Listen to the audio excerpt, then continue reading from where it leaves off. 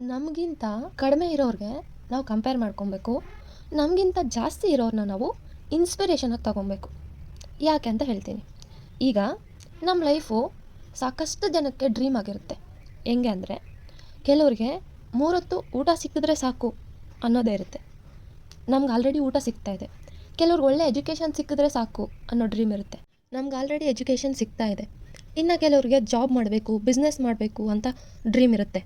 ನಾವು already job ಮಾಡ್ತಾಯಿದ್ದೀವಿ, ಕೆಲವರು ಬಿಸ್ನೆಸ್ ಕೂಡ ರನ್ ಮಾಡ್ತಾಯಿದ್ದಾರೆ.